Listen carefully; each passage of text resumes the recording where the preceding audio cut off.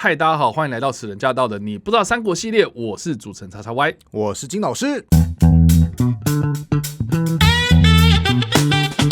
好的，欢迎回到我们的节目。我们这一集的内容要来聊聊的是《三国》这个电视剧的第23集。这一集呢是延续上一集的话题哦。曹操在击败刘备之后呢，三兄弟就四散各地。那排行第2的关羽呢，在被曹操包围之后呢，迫于无奈啊，就投降了曹操。那这个是《三国演义》当中的一个非常有名的名场面，叫做关云长降曹约3事哦。那到底是约哪3件事情呢？电视剧里面呢也有很多的描述跟演绎哦。那我们今天呢，就来好好聚焦在关羽这个人，以及关羽降曹的这个重要的历史事件哦。好，刚好提到是约3事，是哪3事呢？《三国演义》是演到说，关羽一开始看到刘备败亡了，不知所踪。其实他一开始是不肯投降的，可是曹操又很喜欢关羽，所以呢，他就派了跟关羽有交情的张辽。这其实是小说笔法，因为当初张辽之所以可以活下来，是关羽去求情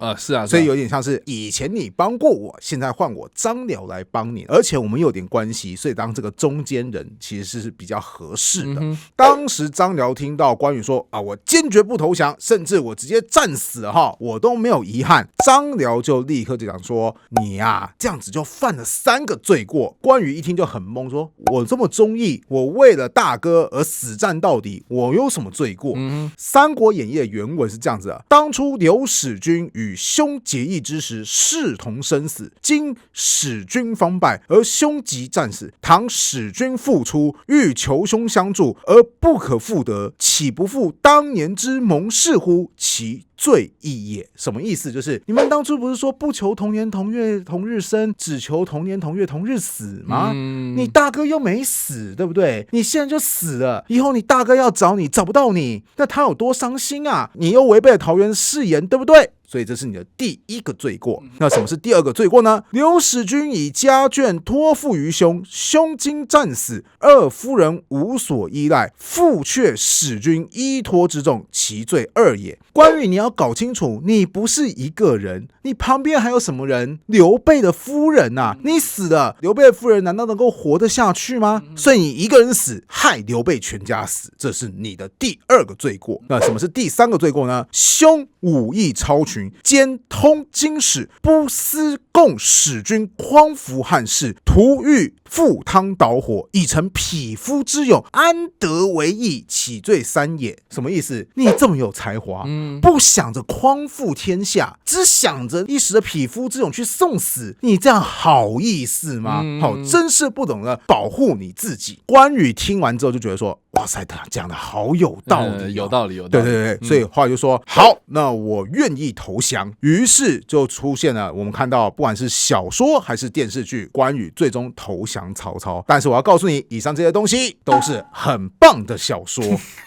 言下之意就是史实根本没有写咯。我们来看历史是怎么说的。建安5年，曹公东征，先主奔袁绍，曹公擒于以归，拜为偏将军，礼之甚厚。什么意思？是说当初曹操去攻打刘备，刘备跑了，曹操就把关羽抓了，结束，而且还善待他嘛，给他一个叫做偏将军的封号。可是没有像小说说的这么多还派个张辽过去说，你有哪边有问题啊，所以你必须得投降啊，就一句话简单交代，甚至都不清楚关羽他是不是主动投降，还是他是战败被迫投降，因为他只有写曹公擒于以归。那我这边就要反问一下叉叉 Y， 不是都说关公嘛，或者说关羽嘛，忠义盖世，你觉得这个曾经投降过曹操的关羽，他配得上忠义这2个字吗？这个我相信这个是非常有争议的点但是呢，按照我现在这个年纪，跟我曾经受过这个社会的毒打之后呢，我觉得换老板而已嘛，是没什么大不了的。好，你觉得没什么大不了嘛，对不对？可是你要想想看，关羽他后来变为神话，在《三国演义》当中，甚至都不称他为关羽，就叫关公，或是我们后来会称关公叫做武圣嘛。对啊，文圣人孔子，武圣人关羽嘛，对不对？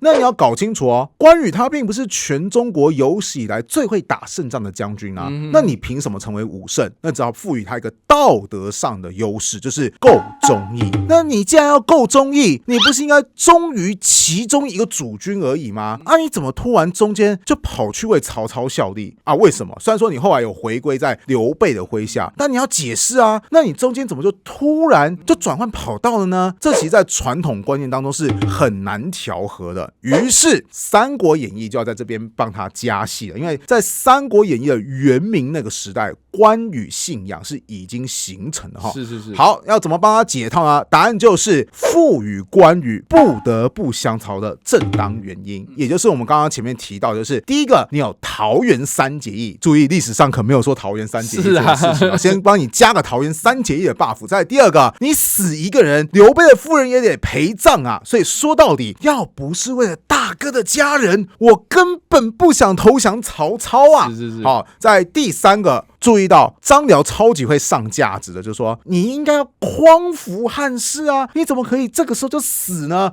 你要死了，你对不起国家，你对不起大哥，你对不起大哥的家庭，总之你这个人就是有问题。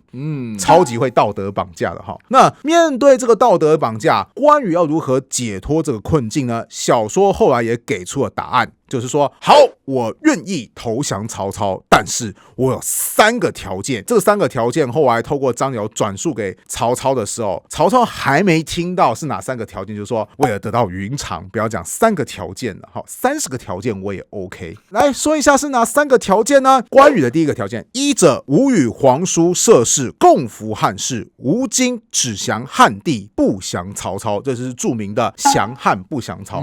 对啊，你张辽不是说我要匡扶汉室吗？注意哦，我是投降曹操的顶头上司汉献帝，才不是投降那个曹操。先为我自己的忠义来解套一下。曹操就说 OK 啊，投降汉室不是等于投降我吗？ OK 啊，都一样哈。是。那第二个条件是什么呢？我2位嫂嫂，你要给他们俸禄，而且是我大哥曾经担任过什么豫州牧、什么汉室宗亲，这些俸禄都要给我2位嫂嫂。而且我们在你曹操这边住的时候，不许有人来骚扰。不知道这个不许有人是不是也包含曹操在内？因为毕竟曹操爱人妻啊。对。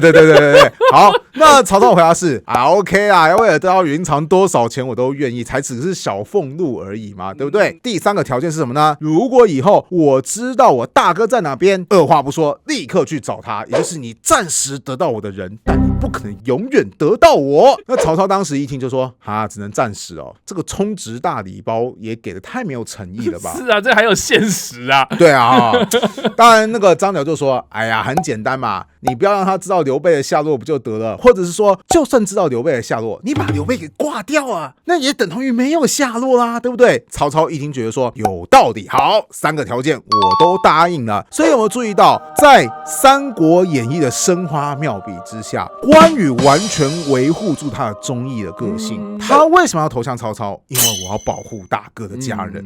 我为什么要投降曹操？其实我根本不是投降曹操，我是投降汉室，甚至我只是被逼于无奈，我心中永远都只有一个人，就是大哥。罗贯中的生花妙笔真的很厉害，如果大家只是要追求个娱乐，大家很容易就觉得说哇，这完全跟我们平常教导的那个忠义的关羽是不违背的。所以即便《三国演义》是小说，但是我还是真心的认为它是一部很棒的历史小说。好，那我们回到电视剧本身哦。那剧情演到后半段呢，就登场了2个非常重要的人物，就是孙策跟周瑜啊。他们在一次打猎的过程当中呢，巧遇了江东的2个非常著名的美女，就是大乔、小乔，也就是后来的孙策的老婆跟周瑜的老婆嘛。故事讲到这边呢，那个气氛非常的浪漫啊。是，那不知道金老师看到这段故事的编排上面，你有什么看法呢？如同你所说的，的确画面上来看很浪漫，英雄巧遇美人，是。后来2队又走在一起，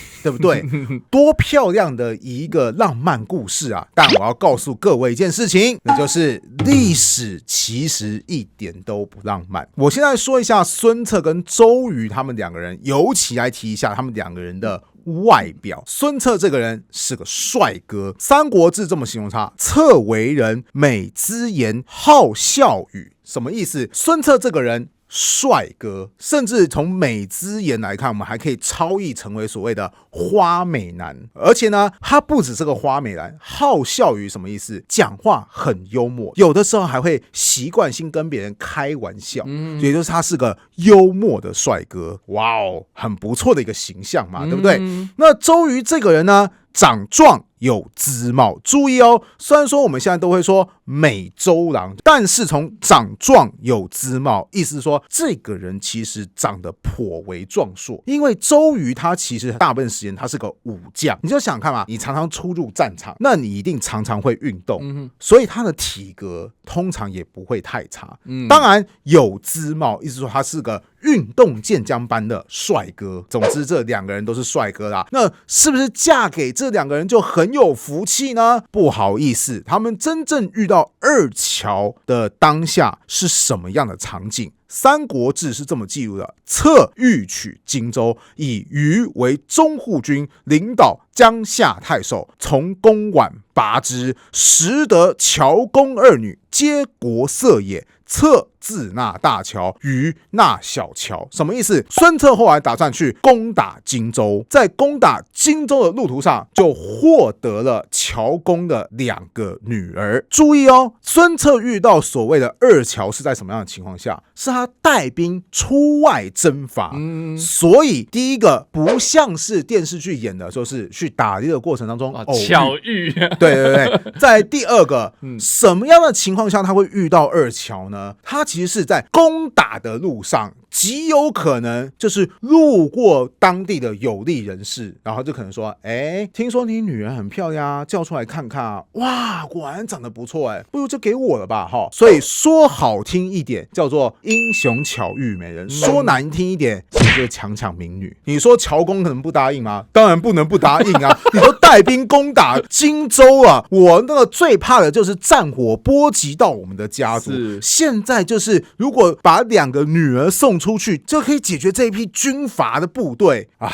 女儿，我知道你很辛苦，但是为了家族，不好意思，你得忍。所以有没有注意到史书的字眼是很精确，叫做策自纳大乔，不是明媒正娶啦。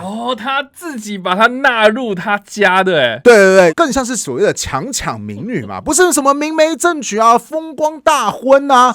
其实是一种强迫的行为。那虞纳小乔就是我要了姐姐，好兄弟哥们，亲上加亲啊，你就把妹妹也给娶过去了吧。所以这才是真实版本的孙策与周瑜还有二乔之间的婚姻关系。电视剧它大概是为了收视率吧，还是说为了接触更年轻一辈的观众吧所加出来的设定。而且就按历史上的孙策，他真的是被什么情深吸引啊，哇，看到2个女人很漂亮啊，你不能改变史书告诉你说自纳大乔，就是他不是什么风光的一件事情。尤其我要说一件更可怜的事实，就是孙策在这次征伐荆州活动后的1年他就过世了。那所以意思就是说大乔很快就守寡了吗？没有错，所以这个婚姻一点都不幸福。那你说大乔的老公那么快过世了，那小乔的老公呢？答案是周瑜跟小乔大概有在相处10多年的时间，不过周瑜过世的也很早，所以小乔他其实也可能当了很长一段时间的寡妇。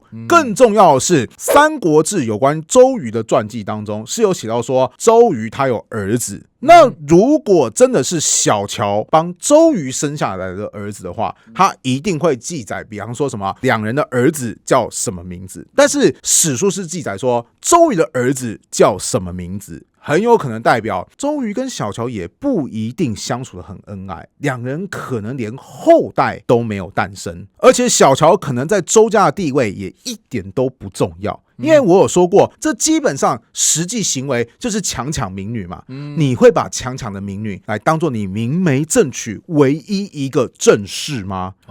他可能在周家当中，他顶多就是一个受到宠爱的小妾，最多就做到这个样子，而且他可能跟周瑜甚至没有后代。说到这边，你有没有觉得这2段婚姻感觉怎么样？这结局好像没有说像电视剧演的那么浪漫啊。所以啦，我才会说历史有很多时候它是非常非常残酷的，尤其你要在古代那个重男轻女非常非常严重的年代。你看重男轻女到什么地步？男的有名有姓，女的都只有姓没有名字，还有女生不好意思，你只是作为家族的一个产业之一而已。你最好的命运是什么？最好的命运就是强强联手，门当户对，嫁到一个好人家去。那不好的命运是什么？其实我觉得二乔的命运也不能算太差。为什么？因为如同刚刚前面所说的，牺牲2个女儿换得全家的太平，总比你全家死光光好啊。因为你有可能是在本来比如说啊，你是个地方望族，结果因为战火无情，真的你就家破人亡。古代女性要是没有家族的庇荫，要是没有男人的照顾，在那个时代的情况下，基本上也跟死亡是差不了多少了。好，以上呢就是我们今天的节目内容啦。我们聊了有关于关羽降曹以及二乔登场的故事啦。那感觉有点扫大家的兴啊。对啊。但是我们必须要强调一点，电视剧或是小说呢，它其实都是以娱乐取向为主嘛。所以其实我们看得开心啊，也就够了嘛。那也不知道大家在听完我们这个故事跟详解之后有什么样的想法呢？欢迎在留言区留言，我们来跟你做互动跟讨论哦。你不知道三国系列，我们下次再见，大家拜拜，拜拜。